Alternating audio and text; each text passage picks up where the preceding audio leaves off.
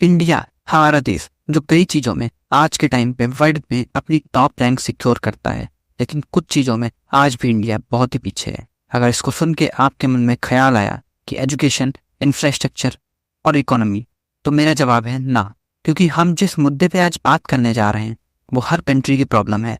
बस अंतर इतना है कि कहीं कम है और कहीं ज़्यादा, और कहीं तो बहुत ज़्यादा। जिसके बारे में हम आज बात करने जा रहे हैं वो है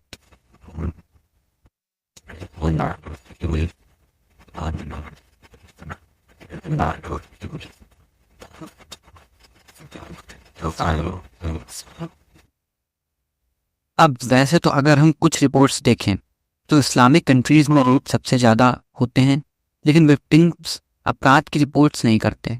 इसके पीछे भी कारण है, क्योंकि अगर इस्लामी शरिया कानून देखें तो वो कहता है कि रेपिस्ट को अरेस्ट करने के लिए मिनिमम 4 आदमी की ज़रूरत होगी जो गवाही दे सकें कि उस लड़की का रेप हुआ है।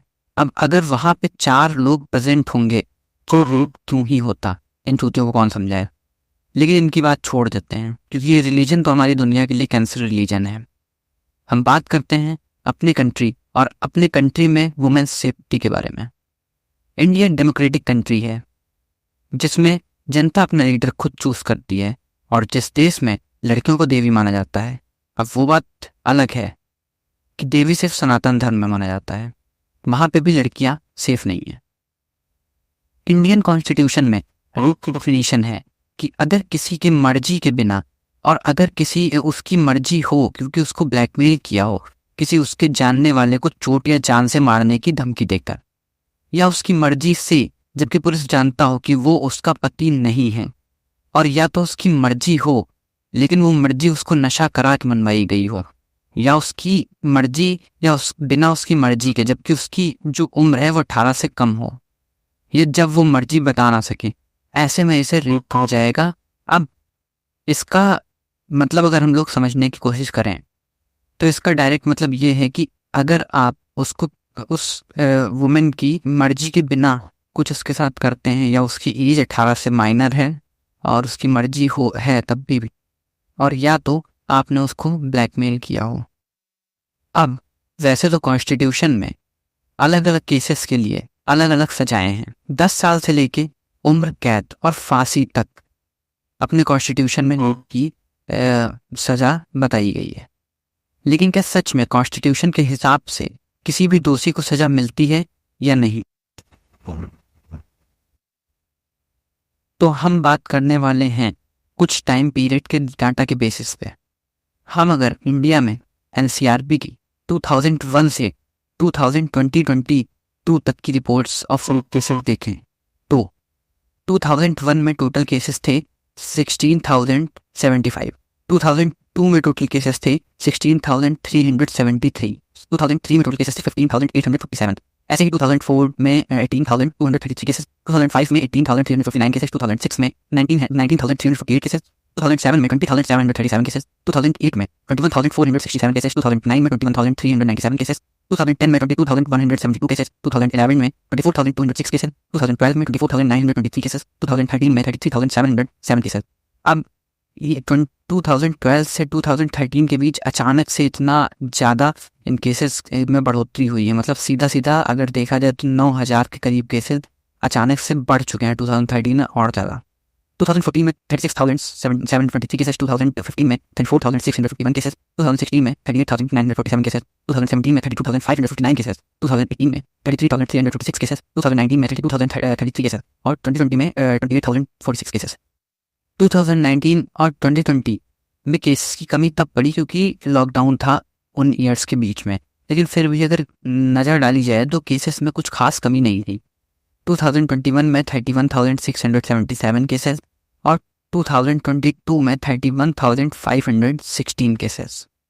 अब अगर इस रिपोर्ट पे हम नज़र डालें तो 2004 से 2022 तक केसेस में कमी कोई नहीं आई, बल्कि केसेस बढ़ते ही रहे। लेकिन ये सिर्फ रजिस्टर्ड केसेस हैं, और ना जाने कितने केसेस ऐसे हैं जो रजिस्टर ही नहीं किए जाते, सोसाइटी के डर से या विक्टिम कमज़ोर होते हैं इसके डर से, क्योंकि उनको लगता है हमारी सुनवाई नहीं होगी। और अगर हम केस दर्ज कराते हैं और कोई सुनवाई नहीं हुई तो और प्रताड़ित होना पड़ेगा। अब ये फेलियर है हमारे सोसाइटी का, इंडियन लॉ का, क्योंकि कई बार ऐसा होता है कि रेपिस्ट कोई पावरफुल फैमिली से बिलोंग करता है विक्टिम के कंपैरिजन में, जो पुलिस प्रशासन को घूस देके अपने साइड कर लेता है। और कई बार तो मुद्दे पब्लिकली आने के बाद भी अनसॉल्व्ड रह जाते हैं क्योंकि सामने वाला रेपिस्ट कोई नेता या नेता का बेटा होता है। आज के टाइम पे इंडिया में जनता और लड़कियों की इज्जत को खिलवाड़ बना दिया है क्योंकि पॉलिटिशियंस हमें जैसा चाहे वैसा ना चाहते हैं। क्योंकि इंडियंस में सबसे बड़ी कमी है एजुकेशन की, और इस बात को सुनकर बुरा नहीं लगना चाहिए किसी भी इंडियन को, क्योंकि यही ट्रुथ है। और अगर ये सच्चाई नहीं होती तो आज जनता धर्म आरक्षण और कई कानून जो सिर्फ जातिवाद फैलाते हैं, कोई बराबरी नहीं देते, उसके पीछे ना लड़ रही होती, बल्कि लड़ रही होती अपने उस हक के लिए जो देश के विकास में साथ देता है या देश की इमेज को सुधारता है।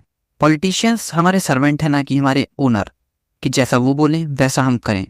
ऐसा नहीं है, बल्कि जैसा हम बोलेंगे उन्हें वैसा करना होगा। हम धर्मों के लिए रैली निकालते हैं, पॉलिटिकल रैलीज निकालते हैं, लेकिन वहीं किसी लड़की की इज्जत के साथ खिलवाड़ हो जाता है तो बस या तो चुपचाप बैठे रहते हैं या उसे होते हुए देखते रहते हैं। और अगर बहुत बड़ा मुद्दा हुआ तो 2-4 कैंडल लेके निकल जाते हैं। फिर चाहे कुछ फैसला आए या ना आए उससे मतलब नहीं, ऐसे वीडियोस को तुरंत वायरल करेंगे जिससे किसी की इज्जत उछले, लेकिन उस बात को देश के एक एक व्यक्ति तक नहीं पहुंचाएंगे जिससे देश का भला हो। हर चीज के लिए सरकार जिम्मेदार नहीं होती, क्योंकि आपको भी जगना होगा। मणिपुर जैसे केसेस में उन लड़कियों को बिना कपड़ों के घुमाया था और वीडियो बनाया था। वहां देखने तो सब आए थे, लेकिन किसी ने रोकने का ट्राई नहीं किया। वीडियो वायरल करने में सब आगे रहे, लेकिन किसी ने एक्शन लेने के लिए प्रेशर क्रिएट नहीं किया। आप सब भी देश में रहते हैं तो सबसे पहले आपका दायित्व बनता है कि देश में कुछ गलत हो रहा हो, आपके एरिया में कुछ गलत हो रहा हो तो उसे रोकने का ट्राई करें। अगर आप नहीं कर सकते तो पुलिस को इन्फॉर्म करें और हर किसी की मदद करें, फिर चाहे आप उसे जानते हो या ना जानते हो। और कभी कभी वो भी गलत करते हैं जिन्हें हमारी सुरक्षा के लिए रखा जाता है, तो हमारा फर्ज बनता है उनको सबक सिखाने का, उनको बीच चौराहे पे खड़ा करके और मारने का, उनको उनकी औकात दिखाने का कि उनके जैसे और पैदा ना हो, फिर चाहे वो कोई पॉलिटिकल लीडर ही क्यों ना हो। जनता से बड़ी ताकत कोई नहीं होती, बस देर है आप लोगों को अपनी ताकत समझने की। बहुत सारे केसेस आज भी रजिस्टर्ड नहीं हैं और बहुत सारे केसेस आज भी अनसॉल्व्ड हैं। कई सारे केसेस तो तब सॉल्व हुए जब वो केस देश का मुद्दा बने, और आज के टाइम पे कई सारे केसेस हैं जो अनसॉल्व्ड हैं क्योंकि वो किसी पॉलिटिकल लीडर से जुड़े हैं। इसलिए तो इसमें अगर सरकार काम ना करे तो जनता को आगे बढ़ना ही पड़ेगा अपनी पूरी ताकत के साथ, और हर उस पॉलिटिकल लीडर जो रेपिस्ट है उसे और रेपिस्ट को घसीटना होगा, जिससे जो उसने किसी बहन बेटी के साथ किया वो आपके बहन बेटी के साथ ना कर सके। पॉलिटिकल पार्टीज भी तब तक ही उस मुद्दे को बढ़ाती हैं जब तक उनको उससे फायदा हो या कोई अपोजिशन पार्टी लीडर ने वो काम किया हो, क्योंकि जैसे ही वो काम किसी उनकी पार्टी के नेता ने किया होता है वो तुरंत उसे बचाने में लग जाते हैं और उस मुद्दे को दबाने में लग जाते हैं। आज के समय में ऐसे ही एक दरिंदा बाहर घूम रहा है जो कि बीजेपी पार्टी का लीडर है। अब वो विक्टिम को न्याय दिलाना हमारा काम है, क्योंकि अकेला लड़ पाना उसके लिए मुमकिन नहीं है। और जब रेपिस्ट खुद प्रशासन से जुड़ा हो तब तो और टफ हो जाता है विक्टिम के लिए न्याय मिलना। इस केस के बारे में जानने के लिए हमें सब्सक्राइब करें, क्योंकि जल्दी ही हम इसकी पूरी डिटेल्स के साथ वीडियो अपलोड करेंगे।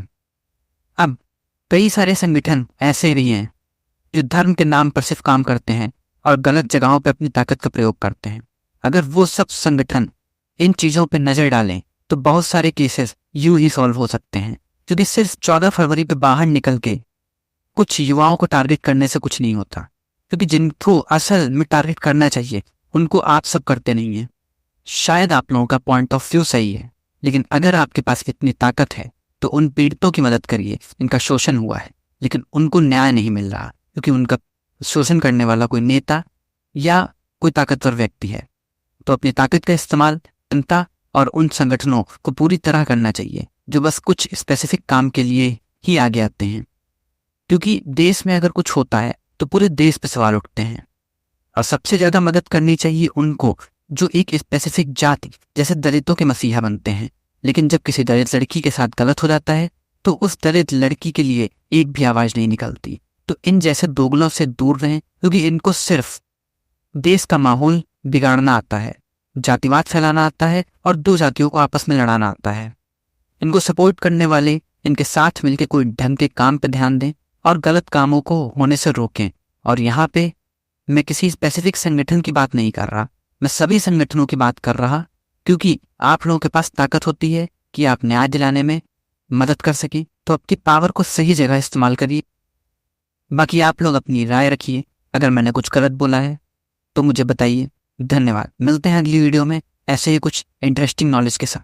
अगर ऐसी ही नॉलेज और देश के मुद्दों पर वीडियोस देखना चाहते हैं जो आपको सच्चाई से अवगत कराए बिना डरे, तो हमें सब्सक्राइब करिए। वीडियो अच्छा लगे तो लाइक करिए। धन्यवाद।